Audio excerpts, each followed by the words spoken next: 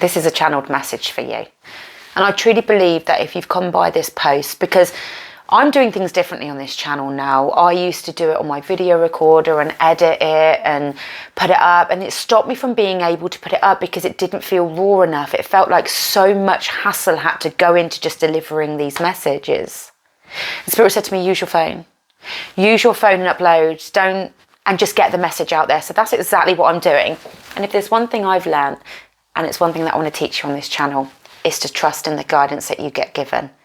Trust in those intuitive nudges. Intuitive nudges. I'm not even going to edit stuff out.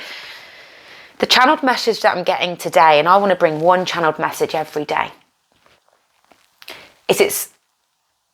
and this comes from me learning as a therapist and a teacher, learning about emotions and healing and growing, that we have to start learning that we are not perfect or meant to be perfect.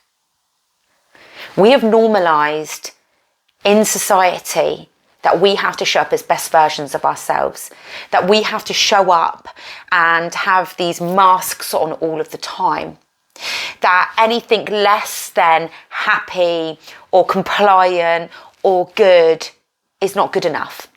And this is creating people to have extreme mental health. This is creating people that when they mess up to feel even more flawed, even more fucked up, even more disconnected than they ever felt. Because when you grow up in a childhood where you have to always be your best self, and then adulthood try and reinforces that too, where's the room for human emotion? Where's the room for mistakes? But yet we are told that by making mistakes is how you learn. But yet again, it's reinforced in us to not make mistakes, because to make mistakes is bad, to show anger is bad. But we know that anger is a valid emotion, that everyone feels anger. But yet we label it bad. We label being sad in front of others as bad. And the truth is, none of it's bad. It's just uncomfortable. And anything that is uncomfortable, society don't want to see or normalise. And the channeled message I'm getting is that we have to normalise uncomfortable feelings and being allowed to show them and take accountability for them. That you're not meant to be perfect. When we've been heavily criticised in childhood, when we've grown up in environments where emotions weren't allowed in all their variations, when we weren't supported to feel things or challenge situations that were uncomfortable, we will seek perfection in adulthood. Because what we've been told unconsciously is, you're only worthy when you're perfect. You're only worthy when you show up as a certain version of you. And 80% of the population are running around trying to behave in certain ways, believing they're only worthy of those ways.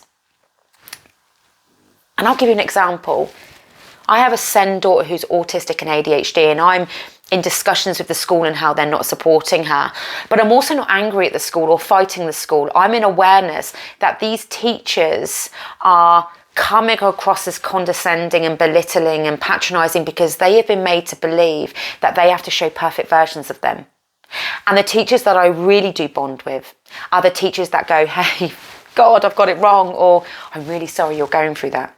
Teachers who show human emotion.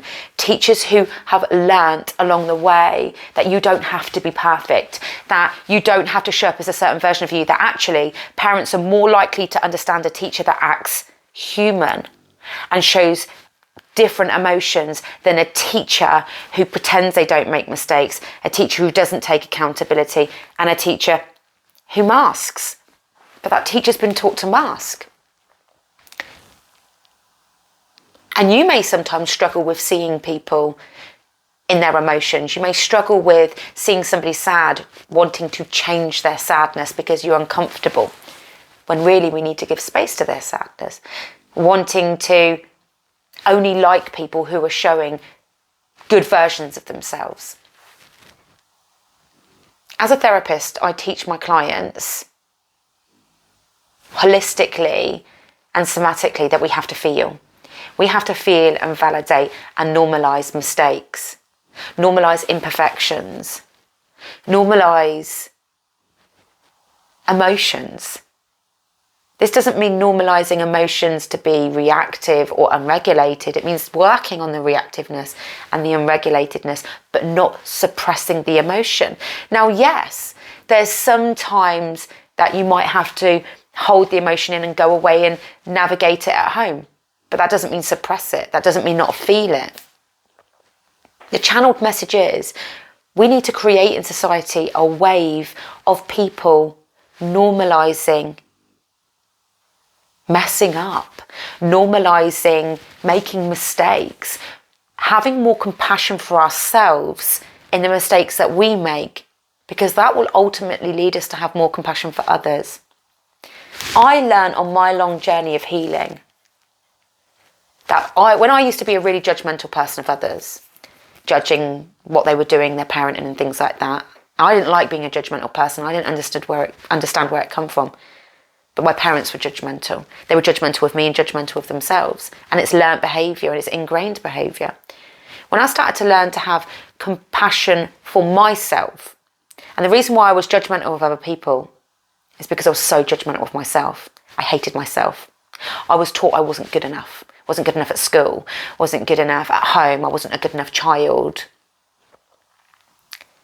And when I started to learn compassion and healing for the fact that I'm good enough in all aspects of me, I don't need to be perfect, that I make mistakes, I'll learn from mistakes, I started to really have compassion for others.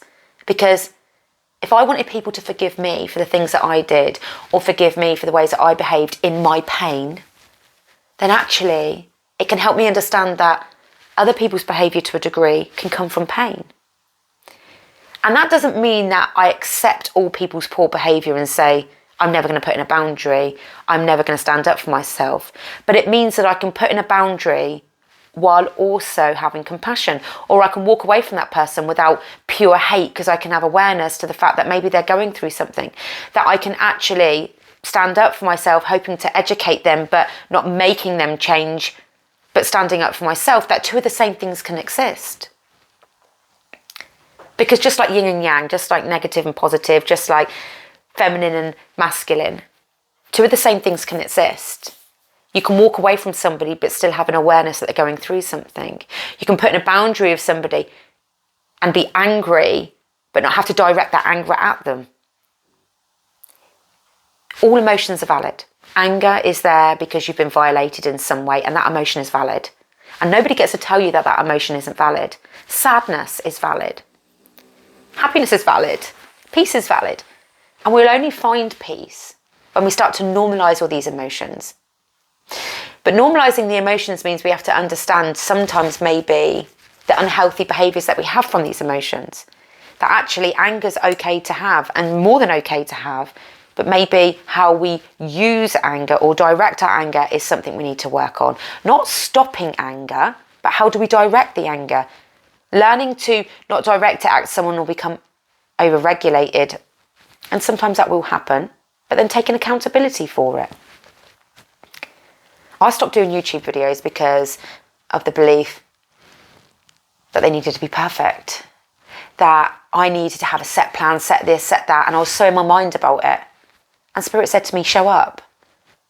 This is another part of your perfectionism that's coming out. And I've got a video on perfectionism on my page in how I've been healing perfectionism for years, because I was made as a child to try and be a certain version of myself, and I couldn't fit that box, which made me hate myself even more. And in adulthood, I tried to make myself a certain version and hated myself even more. Ended up more unregulated, more angry, more frustrated, more unheard, more shut down. And then through my healing, I've realised, and working with my clients, I've realised we have to normalise and we have to embrace that as humans we are messy. We make mistakes. That's how we learn. Sometimes we have to make the mistake more than once.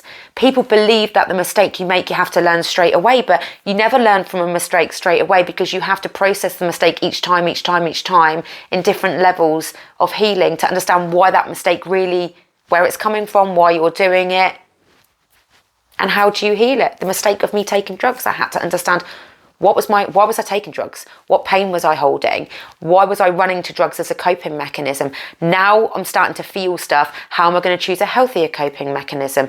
That was all messy for me at the time. Now, don't touch it. Not touched it in a long time. But if I had to learn love and compassion for myself through that. And I'm sharing that as that's the implementation we put in anything that we're healing. Why are we doing it? Where has it come from? What was it serving at one point but not serving no more? Self-reflection. But to create self-reflection for yourself, the message is you're human, my friend. Life is messy. All your feelings are valid. Your emotions are valid. And there will be people along your healing journey that will want to shut that down.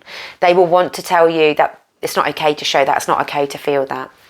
The key is to validate and have compassion for all you feel and think, but choose healthier ways of dealing with it. Journaling it, walking it out, communicating it in a healthy way, holding boundaries for the people that don't want to listen to you or take account. Step away from the people that are not energetically aligning to you. But my friend, you are not a broken, bad person. You're not a fuck up. You're not a mess up. You are beautifully human, and this human experience is one of a journey. It's one of showing up, taking accountability where we can, saying sorry where we can, realizing that somebody else needs to take accountability, and if they don't take accountability, then we can hold them accountable. But that won't make them take accountability, but at least we've held them accountable in the sense of, you're not going to do this to me again. That's my boundary. You will feel like a bad person when you start to heal and do what's right for you. You will feel initially like a messy person, like, is this worth doing, because you're picking apart yourself and you're going to be unregulated at times. As you're learning more about yourself, you're going to have pockets of down days, pockets of days you don't get things, pockets of days you question things, pockets of days of anger, and this is normal. This is normal because you are healing and growing, and it's like the Tower card in tarot. Good things have to fall apart so better things come together. Life is neither good nor bad, it just is. And that's going to be a whole nother video, I think, of a channeled message of the lens that we look at things through. But if there's one message that I want to give you today, is accept yourself in all your entirety. Accept who you are. And you will say, but if I accept who I am, I'm accepting all of what I know I don't like about myself. If you fight the things you don't like about yourself, you're saying that it shouldn't be there. But the things that you don't like about yourself are there because you've been in pain, because you've been hurt, because you've learned behaviours and maladaptive things to get you through life. That doesn't mean you're a bad person. It doesn't mean you're wrong or fucked up. Accept and have compassion for all of who you are. And then go, I accept who I am right now, but I'm going to work towards healing. But that doesn't mean that I'm not good enough. I send you so much love, and I hope that these channeled messages each day that I'm going to bring are going to help you in some way. We are shifting as a collective. I truly believe that. And every time you cross videos like me or other people, it's because there's messages that are being channeled for you. I send you so much love.